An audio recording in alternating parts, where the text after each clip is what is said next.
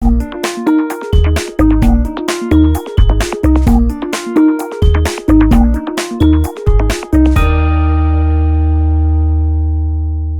to Frequency Matters, the RF and Microwave Update Series. I'm Pat Hindle. I'm here with my co-host Gary LaRue. In this episode, we're going to take a look at our January radar and antennas issue and some highlights from the CES show in Las Vegas.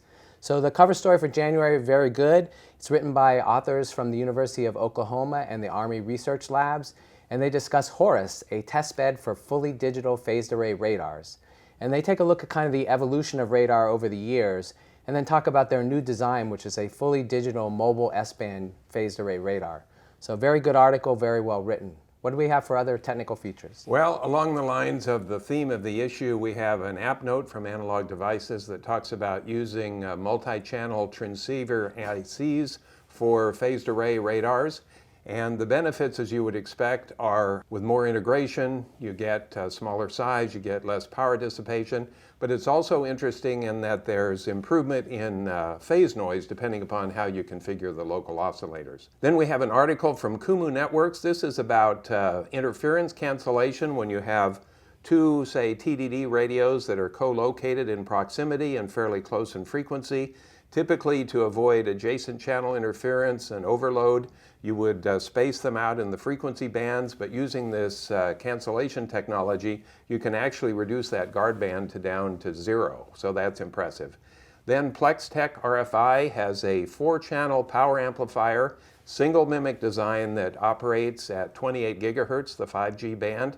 This is fabricated on a 0.15 micron EDP hemp process from Sanan IC. Coincidentally, we feature them in our Fabs and Labs this month. And the power amplifier from PlexTech, if you look at a single channel, has 24.5 dBm power out at 1 dB compression and about 25.5 dB power saturated.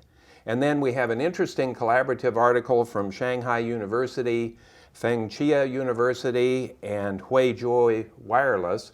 And they have developed a beam steering antenna for the mobile phone. Their approach is based on a cavity-backed slot antenna and a 4x4 Butler feed matrix. And this is an interesting beam steering antenna for the phone. The first article I've seen since we did a Qualcomm article about a year ago on their millimeter wave module. Yeah, it's kind of a different approach. Right, exactly. So lots of interesting stuff in our first issue of 2020. So turning to the news, CES is big happenings, and a lot of the larger RF and microwave companies were exhibiting there. And I wanted to highlight on the test and measurement front the big two. So Rohde & Schwarz, they were highlighting their automotive capabilities, and they had OTA validation and characterization of the under 4D radar chip. They had radar test solutions for development and validation, radome testing setup to evaluate bumpers and radomes, and analyzing, simulating, and testing V2X communications. So it's very interesting that they worked with Under to optimize their OTA test system. It's now the best in the world. It took a lot of optimization of the reflector and some of the isolation and things like that to really make it up to par. It's a very sensitive chip, so it was a good exercise for both of them. Interesting. And they also pointed out to us a very interesting thing to test radomes and also the bumper materials and even paints that are in front of these sensors, because now, you know, they're such high performance that small effects can impact the measurement of the capabilities that they're doing. And so they tested it, and they showed how even different color paints have different attenuation patterns over frequency. So very interesting. Oh yeah, definitely. So Keysight highlighted similar applications, but they took a different approach with some educational demos. So they had a demo on car electronics over time, showing the increase in vehicle electronics for the past 10 years. They had V2X covering how many communication links a car really needs and supporting those uses. And self-driving experience with simulated self-driving vehicle to understand the impact of small variations in performance.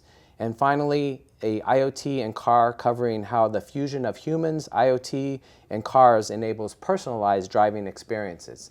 So very good demos. What did we see on the semiconductor side there? Well, the semiconductor side, some of the similar things you're talking about. While Mobile World Congress seems to focus on cellular communications, it's like CES is more focused on IoT and automotive.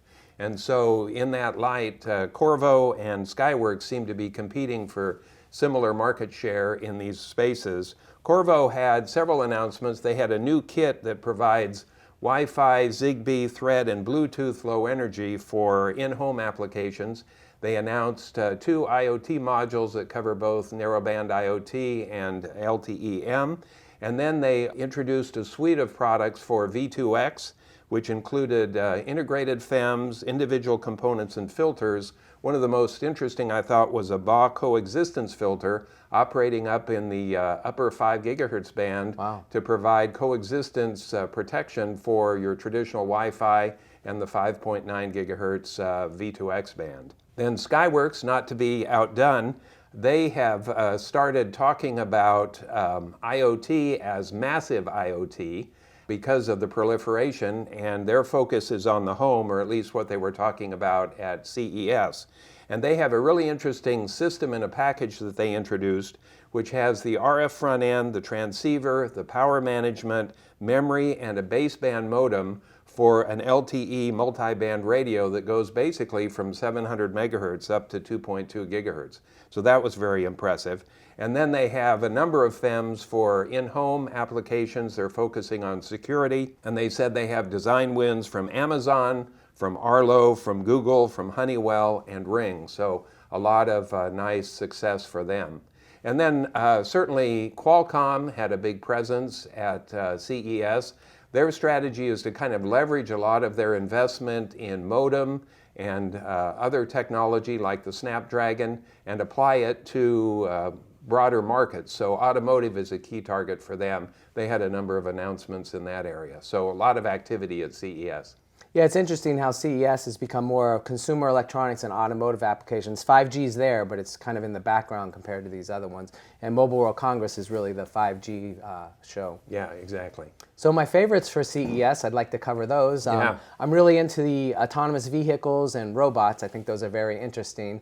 RoboSense announced their first public road tests, and they actually did them there at the show of their LiDAR unit.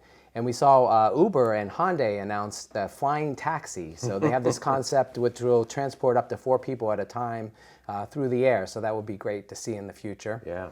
And then on a more personal note, there were autonomous robots for yourself in the home. And my 2 favorite were the Charmin toilet paper fetching robot. So if you find yourself on the throne in need of the important papers, you just summon the Charmin robot. It will bring you a new roll. And my favorite was the automated pooper scooper robot. So it wanders your yard and it will identify the dog poop and pick it up for you automatically. Wow. So I'm ordering one of those soon. I wish I had that as a kid. How about you for favorites? Well, on the robot theme, Ford announced that they bought the first 2 production models of the Digit robot from Agility Robotics. This is a humanoid-looking robot that was developed to basically pick up packages. And the scene or scenario that Ford envisions is an autonomous vehicle doing deliveries to the home, and this robot will come out of the back of the vehicle, pick up the package, and take it to the doorstep and deliver it. It uses kind of a LiDAR sensor to get sight, if you will, and then it claims that it can carry packages up to 40 pounds. And then I think my favorite, I have Alexa in a couple rooms in my house. I have Alexa on my phone. I now have Alexa in my car. Well, now I can have Alexa in the shower. Kohler introduced a shower head with an embedded smart speaker and a wireless connection, so you can have Alexa in the shower. So as long as there's no video link, I'm ordering one. Good things. And I think that's it for this episode, right? Yes. Well, we want to thank you for watching. And the start of this new year, we have some opportunities available for sponsorship. So if you're interested in joining Frequency Matters or our Microwave Journal podcast, please get in touch with us. Until next time.